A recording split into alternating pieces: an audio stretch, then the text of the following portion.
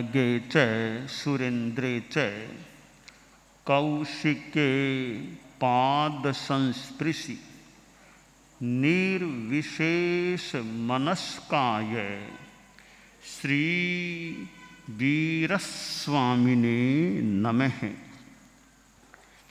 भगवती सूत्र में कहा गया है, तेनम कालेनम तेनम समयेनम रायगिहे जाव एवं बयासी पुरुषेणम भन्ते पुरुषम हनमाणे किं पुरुषम हनई नो पुरुषे हनई गोयमा पुरुषमपि हनई नो पुरुषे विहनई से केनठेन भन्ते एवं बुच्चै पुरुषमपि हनई नो पुरुषे विहनई गोयमा तत्सणम एवं भवई एवं खलु अहम एकम पुरुषम हनामि सेणम एकम पुरुषम हनमाणे अनेके जीवे हनई से तेनठेनम गोयमा एवं बुच्चै पुरुषमपि हनई नो पुरुषे विहनई। राजगृह नगर में भगवान महावीर का प्रवास। गौतम स्वामी ने प्रश्न पूछा, एक हिंसा के संदर्भ में एक थोड़ी विशेष जानकारी देने वाला यह भगवती सूत्र का एक प्रकरण है।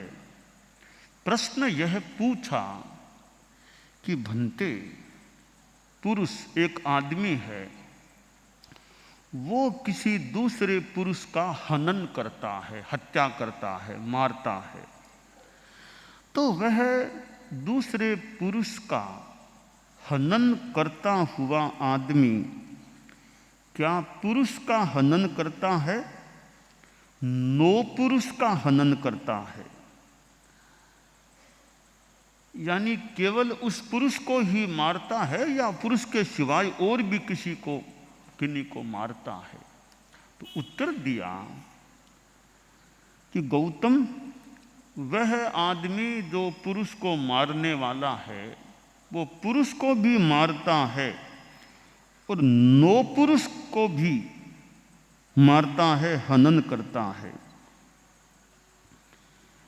भगवान ने जब यह कहा तो गौतम स्वामी बोले, यह कैसे हो सकता है? एक पुरुष की हत्या करने वाला नो पुरुषों को, यानी नो पुरुष यानी पुरुष के सिवाय अन्य, या नो मतलब अन्य पुरुष के सिवाय अन्य को भी वो कैसे मारता है? तो भगवान महावीर ने जो आगम्य है जो भी इस प्रकार कहा कि वह सोचता है कि मैं एक पुरुष को मारता हूं, परंतु उसके साथ साथ वह अनेक जीवों की हिंसा कर देता है, इसलिए नो पुरुष की भी हिंसा करता है। कि कैसे यह संभव कैसे होता है? एक पुरुष की कोई हत्या करता है, वह पुरुष के सिवाय अन्य अनेक जीवों की भी हिंसा करने वाला हो जाता है, कैसे? इस संदर्भ में हम ध्यान दें कि एक आदमी को किसी ने मारा है, तो मान लो आदमी के शरीर में कोई कृमि है, कीटाणु है, छोटे से जीव शरीर में है, उनकी भी तो हिंसा हो सकेगी। कई बार हम देखते हैं पेट में भी कीड़े और ऐसे हो जाते हैं, कई बार उत्सर्ग में मल के साथ भी कुछ कृमियां और ऐसे जीव निकलते हैं। इसका मतलब हमारे शरीर में और भी कितने जीव हो सकते हैं। रक्त में, खून में भी कुछ हो सकता है। तो यानी जो भी शरीर में अन्य जीव हैं, एक आदमी को मारने के साथ उन अनेक जीवों की भी हिंसा संभव हो सकती है। दूसरी बात, यह तो एक बात हो गई। अब किसी आदमी को वह मारता है तो मारने के लिए मान लो शस्त्र हाथ में लेगा, कहीं से शस्त्र लाएगा के फिर वो चलाएगा, धरती पर इधर उधर होगा करेगा, तो भी कोई जीव जंतु की हिंसा हो सकती है। तो इस प्रकार एक शरीर के आश्रित अन्य अनेक जीवों की भी हिंसा हो सकती है और उसके परिपार्श्व में भी और कोई जीव हिंसा भी हो सकती है। इसलिए एक आदमी को मारने वाला एक आदमी का तो हंता है ही, और भी अनेक जीवों की हिंसा, हालांकि उसका इरादा न भी हो औरों को मारने का, पर प्रासंगिक रूपेण अन्य अनेक जीवों की भी हिंसा हो सकती है, होती है जो भी।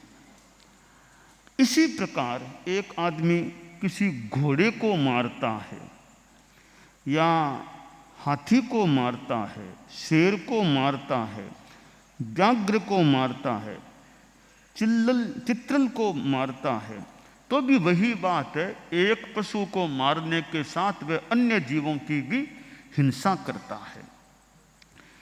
एक और प्रश्न पूछ लिया गौतम स्वामी का, जैसा आगम में है कि एक पुरुषेणम बनते इसिम हण माणे किम इसिम हणई नो इसिम हणई गोयमा इसिमपि हणई नो इसिमपि हणई से केनठेणं बनते एवं वच्चई इसिमपि हणई नो इसिमपि हणई गोयमा तस्सणम एवं भवई एवं खलु अहम एगम इसिम हणामि सेणम एगम इसिम हण माने अनंते जीवे हणई से तेनठेणम गोयमा एवं बुच्चई इसिमपि हणई नो इसिमपि हणई। एक कोई आदमी है, वो किसी ऋषि साधु की हत्या करता है, साधु की हत्या करता है, वो केवल साधु की ही हत्या करता है या साधु इतर जीवों की भी हिंसा करता है। तो भगवान ने कहा जो साधु की हिंसा करता है वो साधु की तो हिंसा करता ही है, अनंत जीवों की और हिंसा वो कर देता है कि अनंत जीवे हनई, अनंत जीवों का हनन करता है। कभी अनंत जीवों का कैसे? पहले तो उत्तर में कहा एक पुरुष को मारने वाला अनेक जीवों को अन्य को भी मारता है। साधु की बात आई का अनंत जीवों को मारता है, इतना अंतर कैसे? इस बारे में यह कल्पना की गई है कि देखो, एक साधु के तो जीवन भर हिंसा के त्याग हैं, वो त्यागी है, उसकी आत्मा में अहिंसा का वो नियम है कि किसी को मारना नहीं। अब उस साधु को मार दिया तो उसका त्याग तो पूरा हो गया, उसकी आत्मा जो संयम में थी वो आत्मा अब अव्रत में चली गई, असंयम में चली गई। तो जीवन काल तक साधु के हिंसा का त्याग था, उसका जीवन समाप्त कर दिया तो उसकी आत्मा को अब हिंसा के लिए मानो खुला कर दिया। अब वो साधु की आत्मा अब तो उसके त्याग है नहीं, अब वो आत्मा भी मान लो किसी की हिंसा के लिए खुली हो गई है।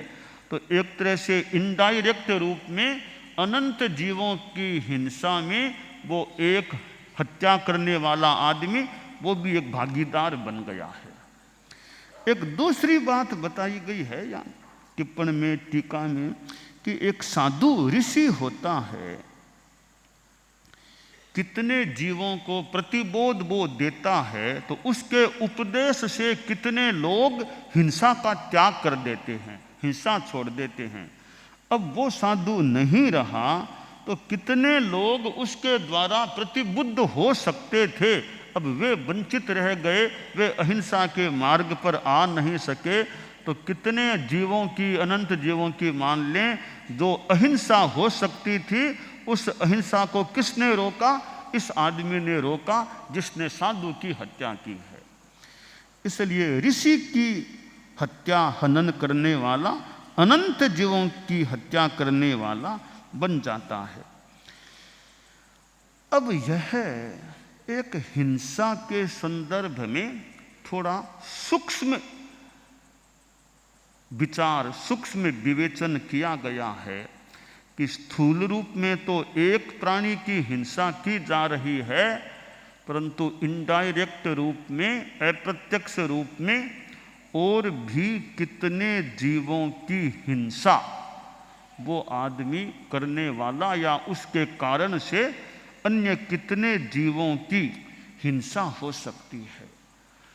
तो यह हिंसा और अहिंसा का जो विषय है, इसके अनेक प्रकार, इसमें अनेक चीज़ें हैं कि कैसे हिंसा हो जाती है।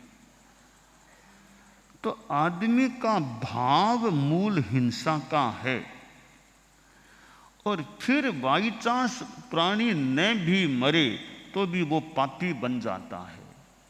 कि किसी आदमी को कोई मारने का प्रयास करता है, अपनी ओर से प्रयास कर लिया, और किसी कारण से वो आदमी तो नहीं मरा, बच गया, पर हिंसा का प्रयास करने वाला तो पाप का भागीदार बन ही गया।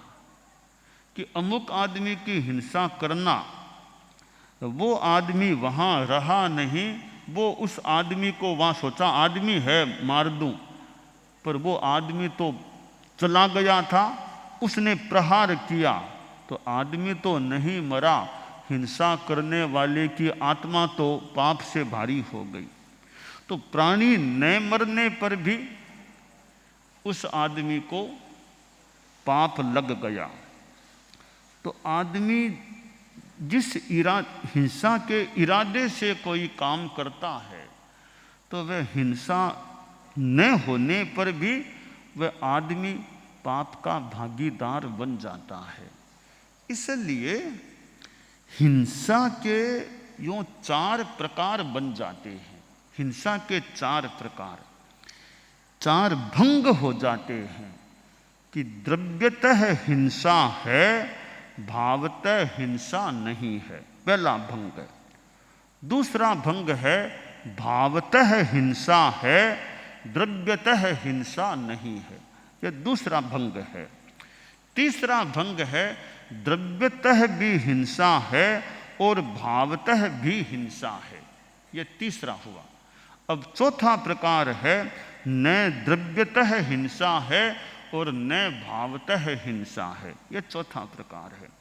द्रव्य और भाव के संदर्भ से यों हिंसा के 4 प्रकार बन जाते हैं। कि पहला भंग है कि द्रव्यतः हिंसा है पर भावतः हिंसा नहीं है, यानी प्राणी तो मरा है, पर जिसके कारण से प्राणी मरा उसको हिंसा का पाप नहीं लगा। कैसे? जैसे एक कोई साधु पहुंचा हुआ, अच्छा अप्रमत्त बीतराग साधु है, अप्रमत्त, वो अपनी ओर से विधि से चल रहा है, तो बाई चांस कोई जीव उसके पैर के नीचे अकस्मात कोई आ गया, कुछ हो गया, किसी कारण से उस जीव की हिंसा, उस प्राणी की हिंसा हो गई, साधु के कारण से हुई है। साधु तो अहिंसा का पुजारी था, जागरूक था, समतामय था, पर कोई योग संयोग कि इत्तफाक से चलते चलते कोई इस तरह कोई कारण बना कि प्राणी मर गया, तो वह द्रव्यतः हिंसा है, भावतः हिंसा नहीं। क्योंकि साधु तो अहिंसा में जागरूक था, कोई योग था, वो मर गया, तो प्राणी मर जाने पर भी साधु को हिंसा का दोष नहीं लगेगा, यानी भावतः हिंसा नहीं होगी। अब दूसरा प्रकार है कि भावतः हिंसा है, द्रव्यतः हिंसा नहीं है। एक शिकारी किसी मृग को मारने के लिए उसने बाण फेंका मारने के लिए, परंतु वो मृग इधर उधर हो गया, तो बाण उसके लगा नहीं, तो मृग तो नहीं मरा, मृग मरा नहीं, परंतु शिकारी ने तो अपनी ओर से मारने का ही प्रयास कर लिया, तो शिकारी तो भावतः पाप का भागी बन गया। द्रव्यतः हिंसा नहीं हुई, पर वो भावतः हिंसा है और उसके पाप का बंधन हो गया। यह दूसरा प्रकार। तीसरा, द्रव्यतः हिंसा भी है और भावतः हिंसा भी है।